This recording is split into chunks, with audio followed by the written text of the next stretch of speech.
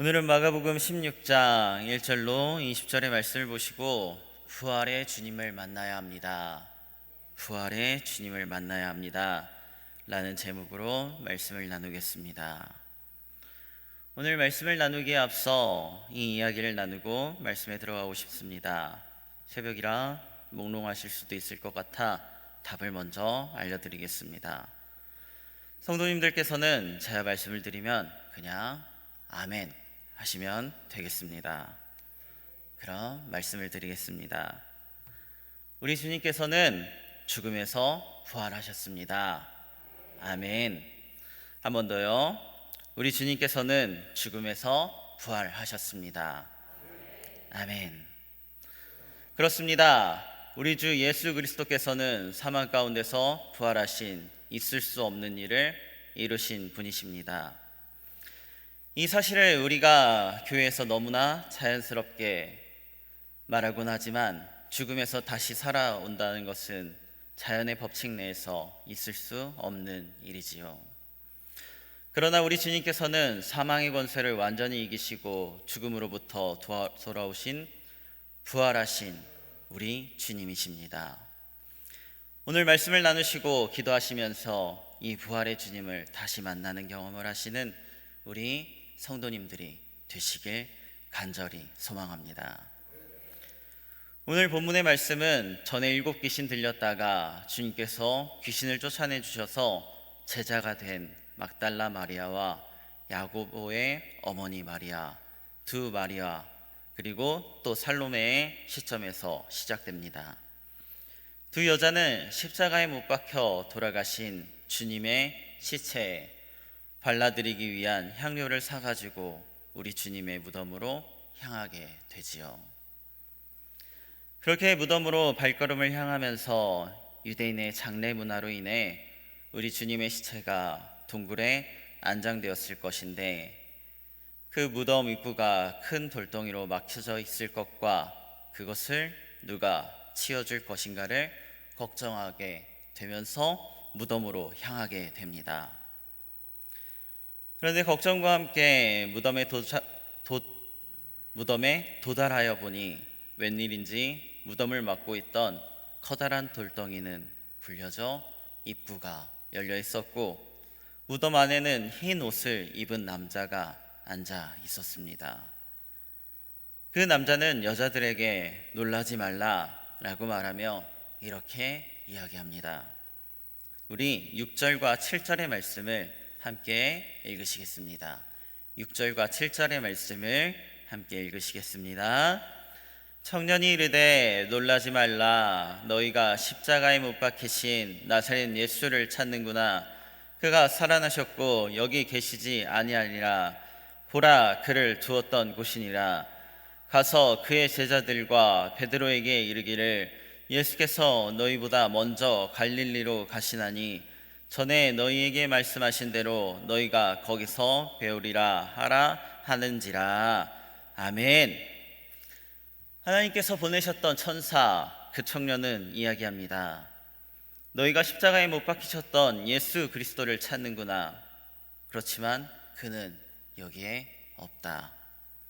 그는 너희들에게 누누이 예언하셨던 것과 같이 죽음에서 다시 돌아오셨고 제자들보다 먼저 갈릴리로 가실 것이니까 그의 제자들에게 그의 부활을 알리라. 그렇게 이야기합니다. 그렇지만 여자들은 너무나 놀란 나머지 그날에 그 누구에게도 부활하신 주님에 대한 것을 이야기하지 못했습니다. 사실 그럴 만도 합니다.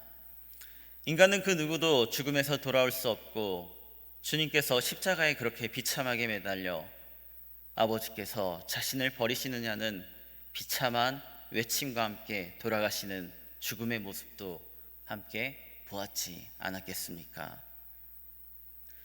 그런데 기이해 보이는 청년이 주님의 무덤에서 갑작스럽게 나타나 주님의 시체는 여기 없고 주님께서 다시 살아나셨다니 겁을 안 먹는 게 이상할 지경입니다. 그러나 우리 주님께서는 정말로 주님의 입으로 미리 말씀하셨던 것처럼 다시 살아나셨습니다. 그리고 그 살아나신 모습을 막달라 마리아에게 또 한 번 보여주셨지요. 우리 함께 9절의 말씀을 읽으시겠습니다. 9절의 말씀을 함께 읽으시겠습니다. 예수께서 안식 후 첫날 이른 아침에 살아나신 후 전에 7 귀신을 쫓아내어 주신 막달라 마리아에게 먼저 보이시니. 아멘. 우리 주님께서는 또 은혜를 베푸셔서 막달라 마리아에게 부활하신 그 모습을 보이셨습니다. 그리고 막달라 마리아는 주님의 죽음을 슬퍼하고 있던 다른 사람들에게 가서 이 부활의 기쁜 소식을 전하게 되지요. 사랑하는 성도님들, 우리 또한 이 말씀에서 나온 막달라 마리아처럼 부활의 주님을 만나는 은혜를 입어야 하며 또 전하는 자들이 되어야 하는 줄 믿습니다. 왜 그렇겠습니까? 부활의 사건은 우리 주님의 공생애의 사건 중 가장 놀라운 일이며 기쁜 일이고 완성이며 우리 또한 그 부활의 다음 주자들이 되어야 하기 때문입니다. 우리는 십자가의 죄사함의 감격과 그 은혜로 인하여 주님의 부활이 갖는 의미를 때때로 잊어버리곤 합니다. 그러나 주님의 부활은 굉장히 놀라운 사건입니다. 왜냐하면 주님의 부활은 사단의 권세로부터 완전히 이긴 증거이기 때문입니다. 사랑하는 성도님들, 혹시 사단이 가질 수 있는 가장 큰 권세가 무엇인지 아십니까? 사단이 가질 수 있는 가장 큰 권세, 가장 큰 힘은 바로 죽음입니다. 죽으면 이 세상의 모든 것들이 끝나기 때문이지요. 그래서 사람들은 죽음을 가장 두려워합니다. 그래서 사단은 일시적으로 이 세상을 다스릴 수 있는 권세 잡은 자입니다. 사단은 그 죽음을 자신의 무기로 삼아 또 하나님과 인간의 사이를 갈라놓으려고 무던히 애를 씁니다. 그리고 그 죽음이라는 무기를 들이대는 행동은 우리 주님 예수 그리스도에게도 동일했었습니다. 그렇게 사단은 십자가에서 예수 그리스도를 죽이고야 말았지요. 이것이 바로 십자가의 죽음 사건이지요. 사단은 예수 그리스도를 죽임으로써 모든 것을 이긴 것으로 생각하였습니다. 이제 예수 그리스도는 완전히 죽고 이 세상은 사단의 권세가 완전히 장악하였다라고 생각하였지요. 그러나 그것은 잘못된 생각이었습니다. 우리 주님께서는 누누이 예언하셨던 것처럼 정말로 사단의 가장 큰 무기인 사망을 짓밟고 다시 일어나 돌아오셔서 사흘 만에 부활하셨습니다. 그래서 먼저 죄의 권세, 사망을 이긴 첫 증거가 되시고 우리 또한 이를 믿으면 사망을 이기고 죽음이 두렵지 않을 자들이 되게 하신 것입니다. 그러므로 사랑하는 성도님들, 말씀을 통하여 또 성령님의 도우심을 통하여 부활하신 주님을 다시 만나는 저와 여러분들이 되셔야 합니다. 말씀의 뒷부분을 보시면 부활하신 주님에 대한 이야기를 들은 다른 제자들은 주님께서 직접 나타나시고 증거하시기 전까지 부활하신 주님의 모습을 믿지 못하는 모습을 보게 됩니다. 그리고 주님께서는 그들이 믿음을 없는 것을 보시고 꾸짖으시는 것을 보게 되지요. 우리 주님께서 한 제자에게 말씀하셨던 것이 생각이 납니다. 우리 주님께서는 이렇게 말씀하셨지요. 너는 나를 본고로 믿느냐? 보지 못하고 믿는 자들은 복되도다. 아멘. 우리는 비록 제자들처럼 주님이 눈으로 직접 보여주시고 만져주신 바는 없겠지만 우리에게 주신 말씀을 증거 삼고 또 우리 안에 들어와 계시는 성령님의 도우심을 받아 부활하신 주님을 만나고 굳게 믿으며 우리 또한 주님께서 명령하신 것처럼 이를 증거하는 자들이 되어야 할 줄 믿습니다. 그렇게 될 때 말씀이 증거하는 것처럼 우리는 구원을 얻을 것이고 믿는 사람들의 표징들도 따를 것이며 주님께서 약속하신 많은 권세들도 따를 줄